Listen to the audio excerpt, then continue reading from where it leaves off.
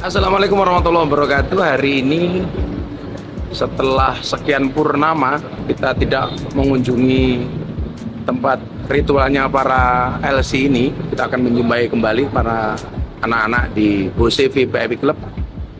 Sebagaimana 15 tahun yang lalu saya datang ke tempat ini untuk memberikan penerangan untuk siapa ya, untuk saya dan untuk mereka semuanya. Kita hari ini akan berbicara tentang bagaimana rahmat Allah untuk orang yang baru saja niat berbuat baik dan bagaimana sikap Allah kepada mereka orang yang berniat dosa tetapi tidak sampai melaksanakan perbuatan dosa itu. Bagaimana keseruannya kita lihat di dalam. Pak. Hai. Oh, hai. Ini barang baru mas stok lama. Oh, baru. Sini ngaji. Mau ikut ngaji? Iya. Ini yang baru ini udah ngaji yang keberapa atau baru ini? Baru ini. Baru ini. Assalamualaikum. Malam. Paling pintar.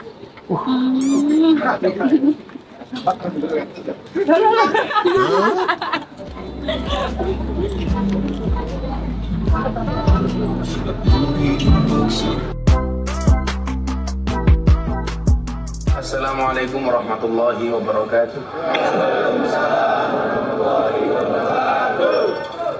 Alhamdulillahirabbil alamin wa kafa. Salatu wassalamu ala sayyidina Muhammadil Mustafa wa ala alihi wa sahbihi ahli sidqi wal wafa.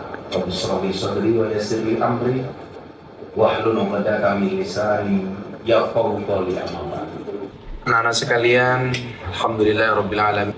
Sore hari ini kembali kita bisa berjumpa, insya Allah 22 hari menjelang Hari Raya Idul Adha atau Hari Raya Idul Kurban. Kita kembali bisa bertatap muka untuk kembali belajar bersama-sama bagaimana saya ingin menggambarkan bahwa Islam itu adalah sebagai solusi, bukan problem. Bahwa agama itu hadir sesuai dengan namanya. A artinya tidak. Agama itu berantakan. Artinya orang beragama itu hidupnya harus teratur, tidak berantakan. Sama halnya dengan konteks kita belajar agama di klub malam seperti ini. Jangan sampai keberadaan kita dengan segala aktivitas dalam tanda kutip negatif itu bablas semuanya. Melayune kadon. Disitulah dibutuhkannya rem. Rem itu dinamakan dengan iman. Hadirnya pengajian itu sebenarnya adalah sama halnya Anda semuanya itu servis terhadap rem kendaraan yang kita miliki. Walaupun sebenarnya cara untuk memperbaiki rem itu tidak harus nunggu kita pengajian di sini. Apalagi sekarang era medsos, semuanya bisa kita pelajari dari berbagai macam tempat. Terutama hari ini kita dari TikTok. Cuman problemnya adalah kalau kita lihat di TikTok itu hari ini ya, kalau yang FYP itu pengajian atau tausiah yang membuat kamu menjadi ingat dengan Allah itu tidak satu problem. Tapi yang menjadi masalah adalah ketika kita belajar agama melalui saluran agama yang salah. Yang keras memandang agama, yang gampang kita menyesatkan dan menyalahkan orang lain, dan lain sebagainya. Belum lagi kemudian di TikTok itu trennya itu yang FYP, itu yang kontroversi, yang aneh-aneh. Saya selalu mengatakan kepada teman-teman saya pemilik medsos, jangan malu untuk posting kebaikan. Jangan malu untuk posting sesuatu yang nilainya positif. Kenapa?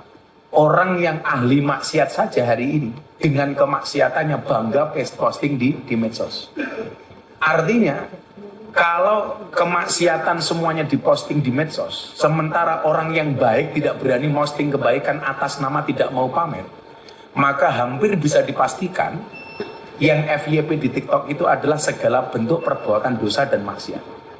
Maka bagi saya hari ini orang posting kebaikan di medsos itu belum tentu pamer. Karena Imam Al-Ghazali sendiri mengatakan begini, apakah sesuatu yang ditampakkan itu pasti pamer? Ternyata jawabannya tidak. Asal dia bisa kontrol terhadap hati dan niatnya. Sesuatu yang disembunyikan belum tentu ikhlas. Sesuatu yang ditampakkan belum tentu pamer. Contoh, mbak-mbaknya ke panti asuhan, nyumbang anak-anak yatim. Kamu posting di medsos kamu. Value yang ingin disampaikan kepada masyarakat umum apa? Yang pertama, oh anak klub malam saja masih care terhadap anak asuh, anak yatim. Kemudian yang kedua apa? Akan ada gerakan-gerakan serupa bahwa kebaikan-kebaikan itu perlu diamplifikasi, perlu disiarkan. Sehingga embel-embel, ini pasti pamer, ini sombong, itu kan tergantung hati kita. Padahal seseorang itu tidak bisa masuk ke wilayah niatnya orang lain. Padahal ancamannya jelas. Kalau orang berbuat maksiat di posting, itu jelas ada ancamannya. Sebagaimana Nabi sampaikan, kullu ummati mu'afan illal mujahirin. Semua umatku itu akan diampuni oleh Tuhan kecuali mujahir. Mujahir itu siapa nih? Mujahir itu orang yang berbuat maksiat dengan terang-terangan. Makanya kadang-kadang keburukan itu ditutupi bagus. Contoh, kamu pamit dengan ibu kamu, Bu, saya mau pamit kerja di Jogja. Coba, ada nggak yang jujur pamit kerja dengan ibunya, yang pamitnya jujur? Bu, saya pamit kerja di Jogja.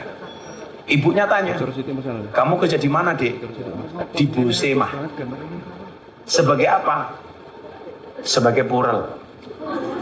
Itu kira-kira mama kamu kira-kira semaput apa enggak? Semaput. Orang mau semaput gitu loh. Malah iso melu kerja. Contoh lagi begini. Yang paling gampang. Kowe tahu nakal gini. Tapi besok kenakalanmu itu tidak harus kamu ceritakan secara jujur kepada anak-anakmu. Kamu nggak harus cerita, lah ngomong soal kemaksiatan bapak ini ahli nih. Kamu tahu nggak? Pakar, core of the core. Wow. Aku itu kerja ning bose 20 tahun. Nganti dulu LC yang model kayak apa bapak ini ngerti ya. Kan nggak mungkin kita menceritakan itu kepada anak-anak kita. Begitu kita tidak jujur dengan anak kita soal itu, apa kita dosa? Enggak. Karena dengan kebohonganmu kepada anakmu, menutupi keburukanmu di hadapan anakmu, itu menjaga marwah dan kehormatan keluargamu. Atau mbak-mbaknya kerja di sini sebagai LC senior, besok pulang, anaknya sudah beranjak dewasa. Nah, kamu tahu nggak? Ibu dulu itu LC teladan di bos itu. Sudah sekian lama ibu memberikan kebahagiaan bagi tamu-tamu yang datang. Maka nak, sekarang kamu sudah mulai beranjak dewasa, tolong teruskan karir ibu di bose gitu. Pasti nggak mungkin, mustahil. Kalau bisa keburukan seperti itu, kamu kerja di sini nggak usah kamu ceritakan sama anak-anakmu. Lu nggak dosa Gus, enggak, kan tuh berarti nggak jujur. Ada kebohongan yang justru akan mendapatkan kebaikan. Daripada kamu kemudian jujur, kemudian anakmu bilang begini, mbok kowe ngono masa aku ora. Itu kan bahaya. Artinya yang dimaksud dengan mujahir sendiri itu pemahamannya begini. Kullu ummati mu'afan ilal mujahirin. Setiap umatku akan mendapatkan ampunan kecuali mujahir. Siapa itu mujahir? Orang yang terang-terangan berbuat dosa. Maka please lah mbak-mbak itu kalau lagi di room, lagi mabuk sama tamu, nggak usah kemudian direkam, botolnya difoto. Jangan gaya-gayaan loh, botolnya difoto, posting di Instagram, kasih caption, modar meneh guys. Itu apa coba fungsi kemudian kita pamer seperti itu? Justru kayak kegiatan seperti hari ini, kamu kan malah malu posting. Harusnya kamu apa? Tadi mau berangkat pakai jilbab. Alhamdulillah, saya serasa istri kiai. Maksud saya apa? Maksud saya adalah di sini ada keterangan yang sangat bagus. Apa yang dimaksud dengan mujahir itu? Wa inna minal mujaharah ayyamalar rajulu billaili amalan summa yusbiha wa qad satarahullah alaihi fayaqulu ya fulan amiltul barihah kada wa kada wa qad bana yasturuhu rabbuhu wa yusbiku yaksibu sitrallahi anhu.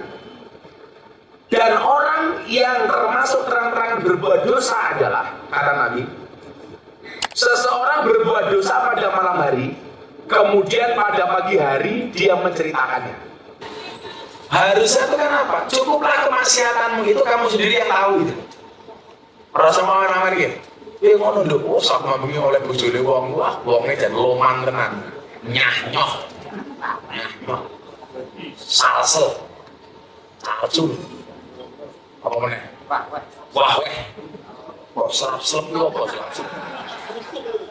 Rusuh. Calcul.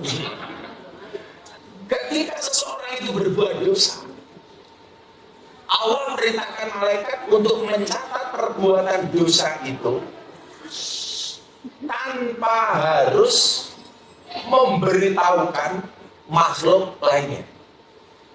Tapi sebaliknya, ketika seseorang itu berbuat baik, Allah memerintahkan kepada malaikat untuk mencatat kebaikan-kebaikan dari hambanya dan mempublikasikannya.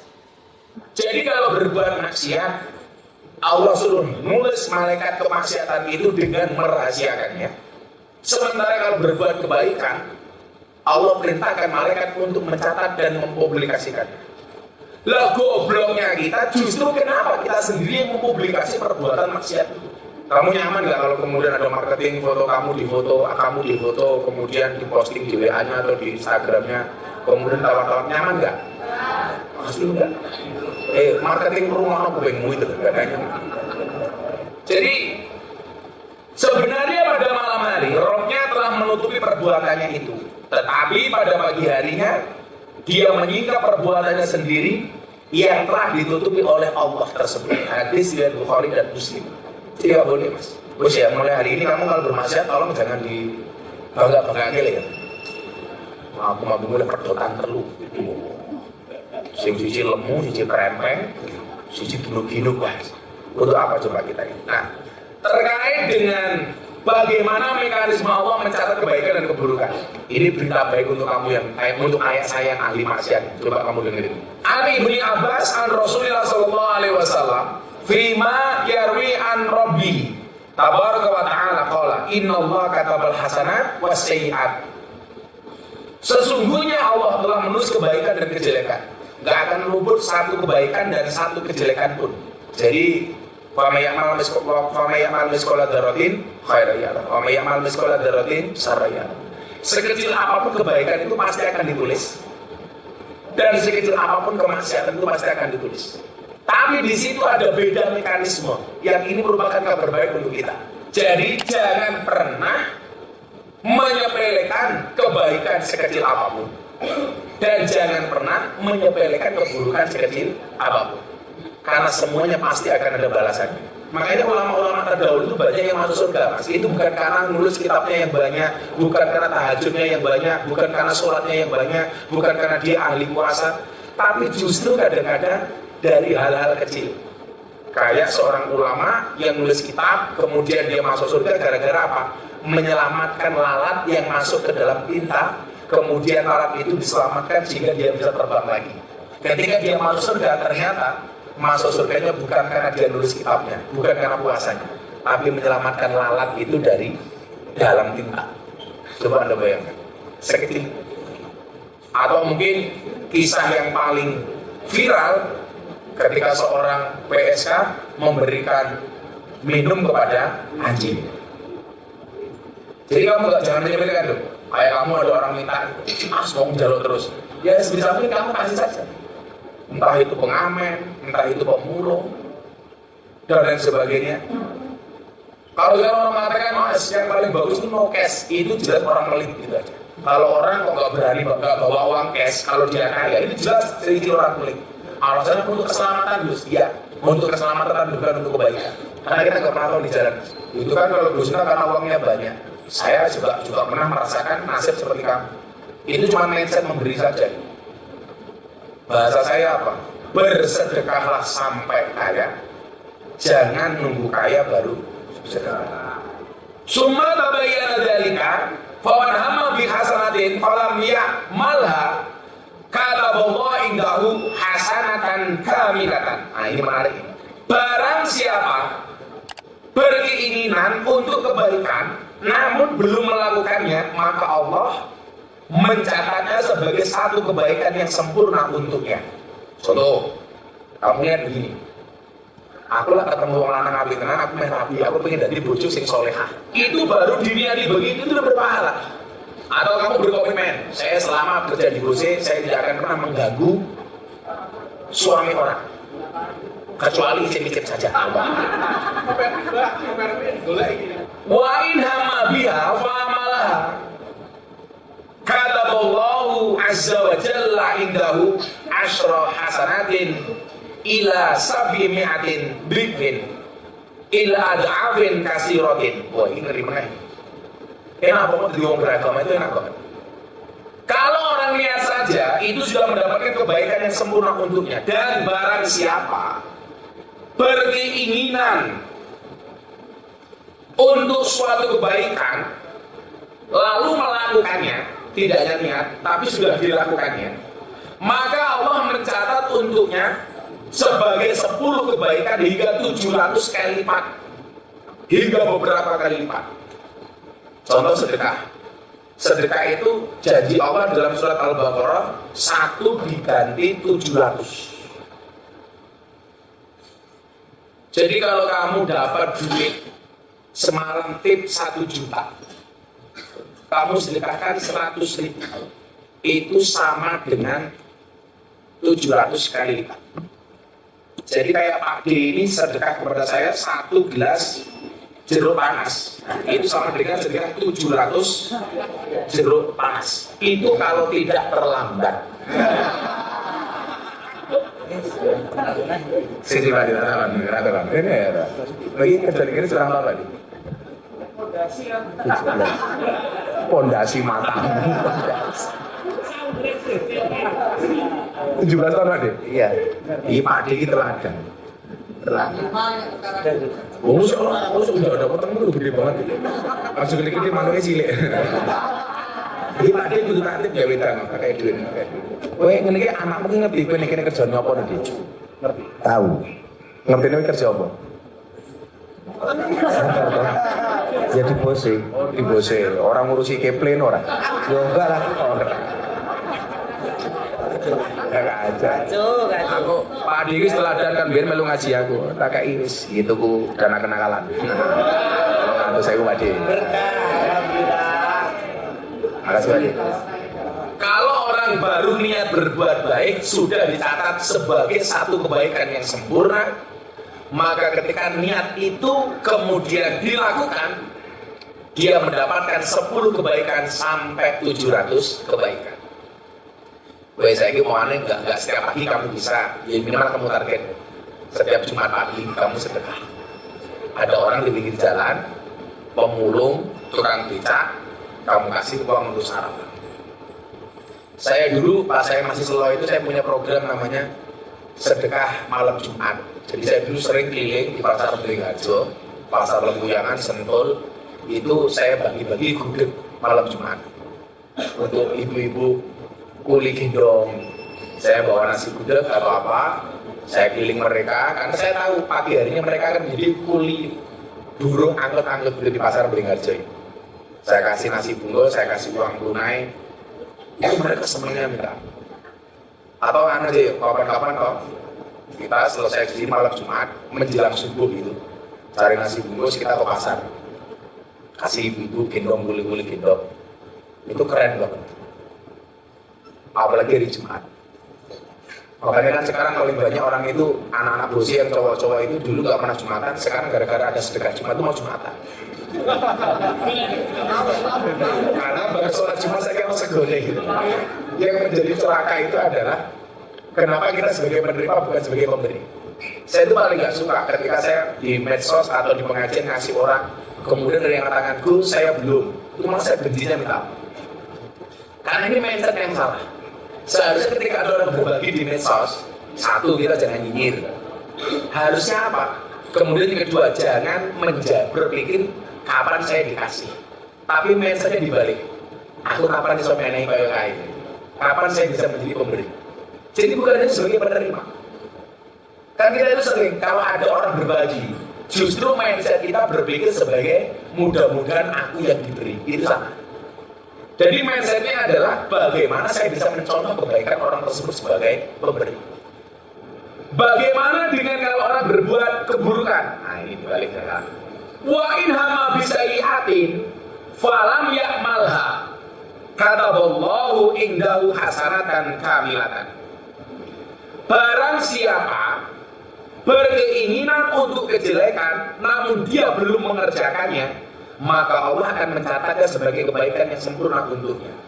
Jadilah niat elek, niat maksiat, niat berbuat dosa, kamu tidak jadi mengerjakannya, itu sudah berpahala. Jadi mbak-mbaknya kalau sudah di-reserve sama kamu, kok kamunya nggak jadi datang, kamu mungkin nggak dapat uang, tapi kamu nggak berpahala. Orang-orang di sini tuh, gancok kamu nih aku sih, keren. Aku reserve, aku nolak-nolak kamu lihat nih, malah bulno orang teko. Kalau kamu di-reserve sama kamu tidak datang, mungkin kamu nggak dapat uang, tapi kamu niati tidak melaksanakan keburukan, itu keren ya kamu. Atau kamu codot-codot, kamu janjian sama cewek, kamu dengar deh, check in, selap.